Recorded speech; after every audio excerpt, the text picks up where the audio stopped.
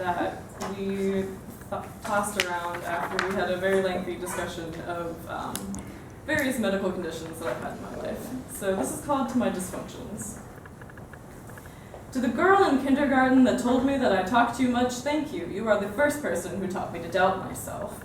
To my second grade teacher that caused me to have a rapid blinking problem for 2 years after I left your class, why are you teaching children? To the girl in 4th grade who also started her period, thank you. You were the second best thing to happen to me that year. To my 4th grade teacher, you were the reason I started writing. You gave me hope that I could actually do something with my life. To the entirety of my 7th grade year, fuck off. I did not need to deal with chemical depression during a time that is already extremely difficult because people are changing and hormones are raging and you're just now realizing that people aren't actually who they say they are. To my ex-best friend, I can't believe you actually tried to destroy my life. Even after all this time, I try to give you the benefit of the doubt because kicking me when I'm down is the worst thing you could have done. To the girls in high school who used me only for my advice and took advantage of me, you caused me to choose my friends wisely. So it was untimely, but don't pretend to stand by me. All I needed was to get up and run, but thank you. To my first love, you were elusive. You were the reason it never worked out with anyone else, but it didn't work with you either. Now, I'm not sure what to think or say, but you've given me so much poetry, I have nothing left to, but thank you. To my gallbladder, you were one of the biggest sources of my pain. I felt knives through my stomach for years before I even registered that something was wrong. The pain became so normal, I didn't even know how to respond when the doctors asked. My first surgery came and went, and I don't think I had ever been that miserable, but of course that was about to change.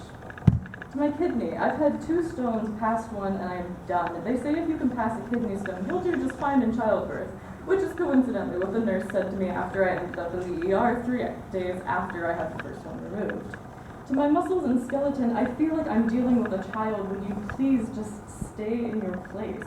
To my migraines, I've had headaches every day since 5th grade. You started plaguing me in 7th. The amount of pain I can tolerate in my head is ridiculous. The fact that I have to wear sunglasses everywhere, even indoors, makes me look like I'm trying to be hipster, but I promise I'm not. I'm only unintentionally hipster sometimes. To my chemical imbalance, you are literally the root of every one of my problems. The amount of things you have caused are beyond most people's understandings. The depression was the worst one because people don't care. You're a white, straight, middle-class girl. What is your problem? My problem is that I can't find the motivation to do even the smallest tasks during the day because I'm afraid if I can't make a damn peanut butter sandwich, I'm not going to be able to decide on what friend I want to sit with at lunch to receive the least amount of shame for not being able to do so. I just want to remain happy, but I can't.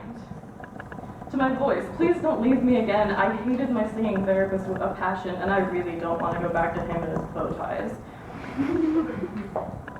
Living without a voice is as embarrassing and difficult as its metaphor, and I don't want to be Ariel.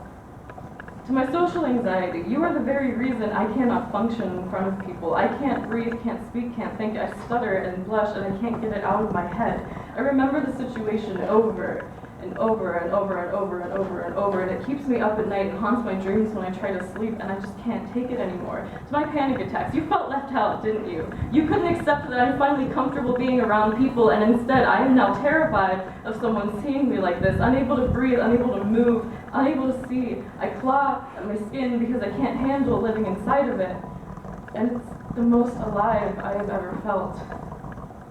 Because it's comforting to know that I require oxygen to survive, and while my body does nothing else for me, at least it gives me that.